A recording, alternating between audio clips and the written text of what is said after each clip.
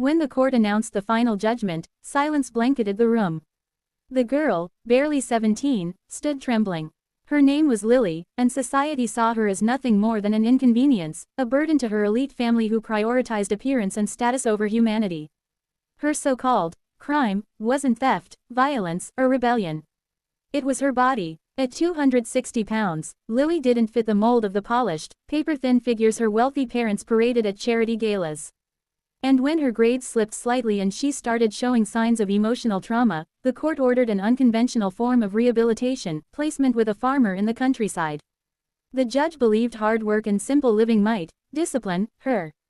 It wasn't justice. It was humiliation. They called it a punishment. But what they didn't know was that this poor farmer, Jacob, wasn't poor at all. The old pickup truck that picked her up was nothing fancy.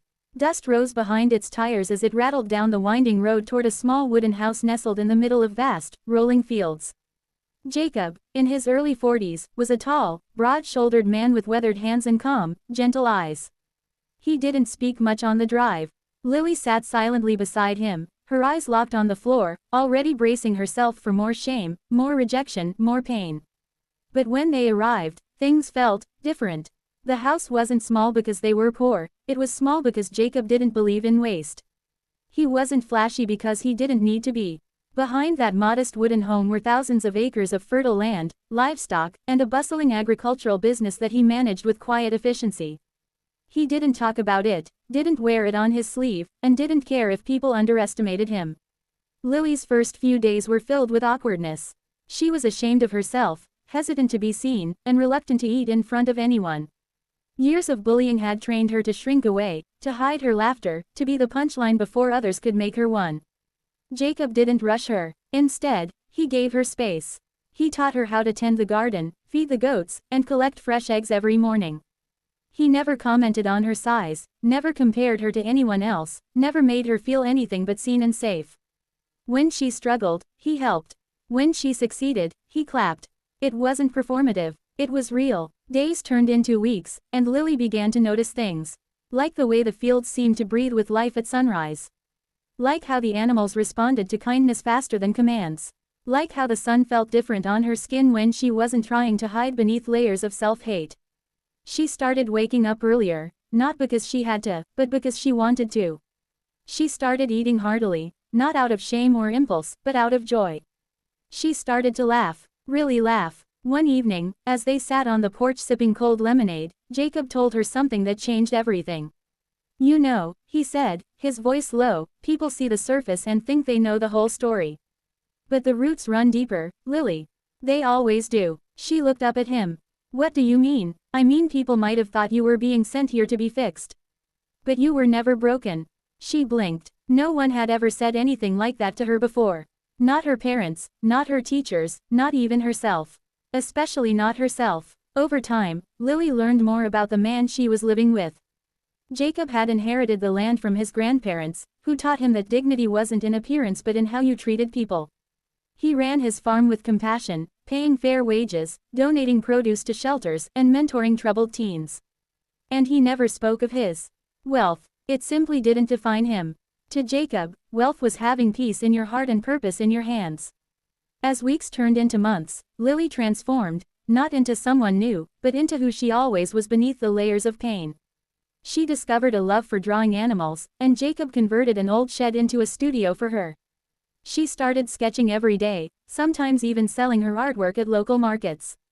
Her confidence bloomed, not because her body changed, but because her soul was finally being nourished.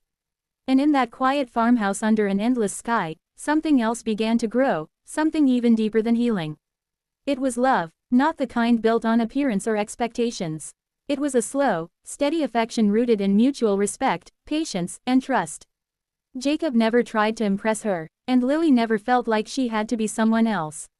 They found comfort in silence, joy in shared meals, and meaning in simple acts, like planting a tree, fixing a broken fence, or just watching stars together. By the time her court-mandated stay was supposed to end, Lily didn't want to leave. She no longer saw herself as a burden or a failure.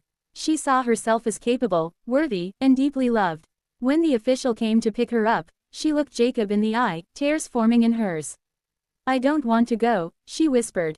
Jacob didn't say anything, he just reached out, took her hand, and held it. You don't have to, he finally said. Not unless you want to. She stayed, not because she had no place to go, but because she had finally found home. Years passed. Lily built a thriving art studio, opened a sanctuary for abused animals, and co-managed the farmland with Jacob. People came from all over to see her work and to visit the peaceful refuge she had helped create. And when she spoke at local schools, especially to kids struggling with their identity or body image, she didn't talk about weight loss or transformation. She talked about finding your worth, about looking beyond the surface, about growing into who you are with love and time. And when people asked her how she found her purpose, she smiled and said, by accident. Through punishment. At least that's what they called it. But deep down, she knew the truth. It wasn't punishment, it was a gift. One wrapped in the roughest packaging, hidden in the dust of a country road, and delivered by fate into the arms of a man who saw her for who she truly was. And for the rest of her life, Lily never forgot what Jacob once said on that quiet porch, the roots run deeper. Because they did, in her heart, in her story, and in the love that grew where no one expected it to thrive. Love doesn't always arrive dressed in diamonds or dressed in praise. Sometimes, it shows up in dirt-covered boots, with hands calloused from work, and eyes that see straight into your soul. And when it does, you realize you were never lost. You were just waiting for someone to see you, really see you. And Jacob did, and Lily bloomed.